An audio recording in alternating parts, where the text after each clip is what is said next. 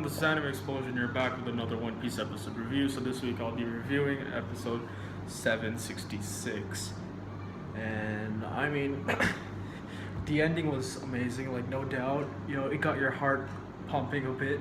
You know, the way Kanjuro, I mean like literally, I forgot about Kanjuro and Kiyomon, you know, after all the things that took place in the previous episodes, in the previous weeks. Right, I completely forgot about Kanjuro and Kiyomon making their way up the elephant's leg. Right? Who knew? I just remembered them today. I was like, oh right, the samurais. They're still stuck on their leg. They're still coming their way up. I was like, damn, it's been like 2, 3, 4 days since the Straw Hats got there, and they still haven't reached on Zou. I mean, that was kind of surprising. I just saw them today. I remembered, oh yeah, they're still there, and yeah, we'll get into the ending a little later. Now, moving on to the episode, you know, Luffy and Peckoms, you know, Luffy's obviously saying that there's no way I'm gonna let Sanji marry some random chick from the Big Mom family, and there's no way I'm gonna work under Big Mama, right? So Peckham's like, you know, Sanji really doesn't have a choice, right? Either he comes or he loses someone near him, because the thing is, if you if you just reject Big Mom's invitation, or, you know, reject an order that she's asking you to do, what she'll do is, you know, because she's an emperor, right? She's one of the 4 emperors, and she can do anything. What she does is, if you go down to that level and reject her offer or invitation or whatever it may be, she goes to to the closest people that you know, who you're really attached to.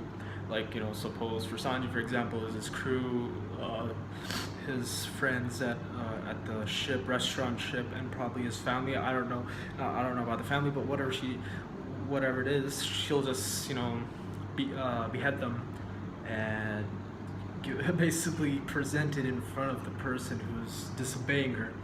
So what she's saying, she's basically gonna cut off a head of someone who's really close to Sanji, and she's gonna present it in front of him.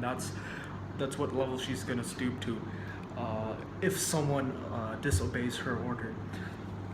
And now, remember the day where that random dude, I really can't remember the name, but he was whispering something into Sanji's ear, and Sanji, you know, he got shocked. He dropped his cigarette, and, you know, he was in completely shock. His face went completely pale, right? That was probably it. You know, he was probably telling him the consequences of what will happen if you disobey Big Mom's invitation. So, and according to that, he went along. He's like, okay, this is something which I have to do alone. You guys can't be involved in this. I'll go and I'll come back. But Peckham's saying, what he says is there's no way he's gonna come back. Once he marries Big Mom's daughter, Pudding, he's basically, that means he left your crew. He's not gonna come back. And Luffy's like, there's no way I'm gonna let that happen. All right, whenever you recover and you go back to Big Mom, I'm coming with you. And he does say that he's going alone. He tells all of the crew, he tells Nami and all of them to stay on the island, that he's gonna go in alone, and he doesn't want to cause a war between them if he brings the whole crew along. He's just gonna go alone, sort out the whole thing, and bring Sanji back. Hopefully that's what Luffy thinks is gonna happen, but it's not that easy, because, you know, the crew, you know, rest of the crew, Zoro, Nami, Brook, all those guys, they can't stay on Zou. They're not safe. Because, as we saw in today's episode, Law also mentions that Kaido's already after them, right? Kaido's already on their ass, right? What happened with Jack and the henchmen and all that, they already know where the Straw Hats are. They know the location where the island Zou is at. So Kaido is already on his way to hunt down the Straw Hats, you know. So obviously the crew isn't safe on Zou. So I really don't know how that's gonna work out. If Luffy's gonna go alone to rescue Sanji, or it's the crew. It's probably gonna be the whole crew, because, I mean, Kaido's probably on his way, you know, on his way to kill the Straw Hats and, you know, mess more things up in Zou. So that was a really good point made by Law. And you know, and in this episode, you know, they have this big feast. Obviously, Master Cat Viper, he's like, throw a feast for them, right? And, you know, he's already injured. He's so enthusiastic, right? He has so much energy in him. And when whenever he has his energy and everything, right? He's saying that he's all right and all that, but he's obviously not.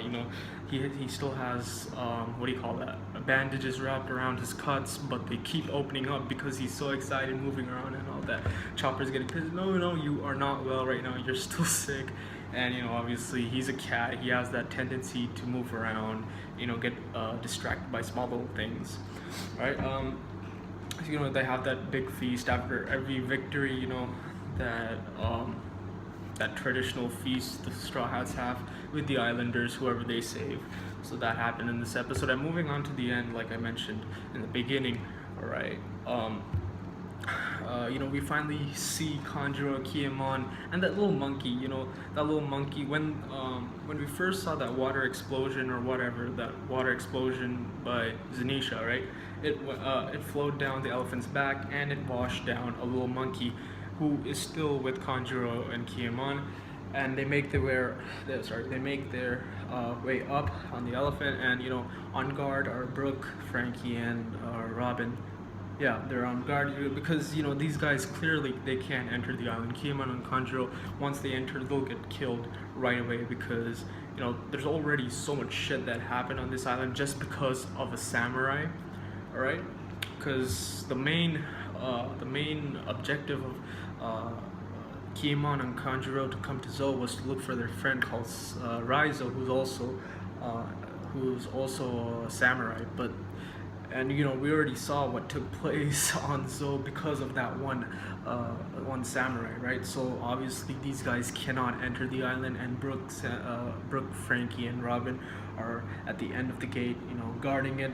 So just to prevent that, to stop Kanjuro and Kiemon to getting any further into the country, because they're gonna get killed right away, and they obviously don't want the minks to know that they're friends with the samurai and all that, because that'll just cause much more havoc. They'll get really pissed, and they'll go against the Straw Hats because of these guys, some samurais, making a rendezvous point at Zou to meet up.